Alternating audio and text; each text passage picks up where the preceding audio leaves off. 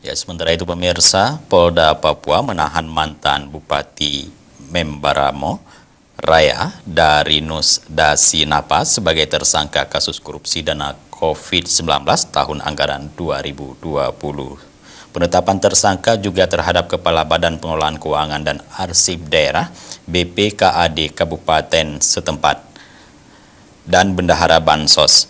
Kasus korupsi menyebabkan dugaan kerugian negara mencapai 3,1 miliar rupiah.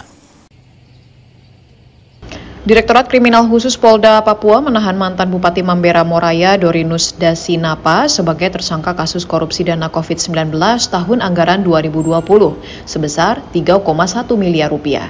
Selain juga telah menetapkan status tersangka terhadap 2 pejabat lainnya, yakni Kepala Badan Pengelola Keuangan dan Arsip Daerah Kabupaten Mamberamo Raya Simon Rahang Metan dan Bendahara Bansos atas nama Aristoteles.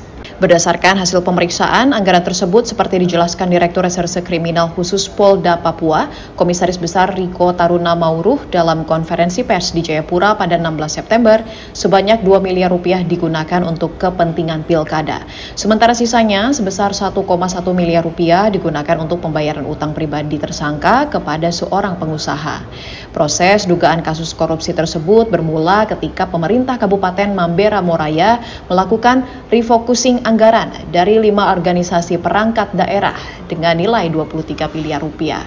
Berdasarkan hasil audit Badan Pengawas Keuangan dan Pembangunan, ada dugaan pemotongan anggaran sebesar 3,1 miliar rupiah. Dari rangkaian tersebut sudah 3 tersangka, kemudian yang baru lagi Aristoteles, kemudian yang terakhir beliau ini. Nanti rangkaiannya masih akan terus kita ikuti. Itu tidak sesuai dengan peruntukannya.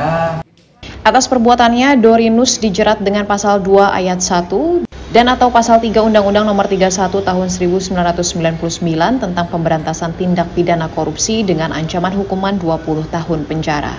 Dari Jayapura, Papua, Laksa Mahendra, Kantor Berita Antara mewartakan.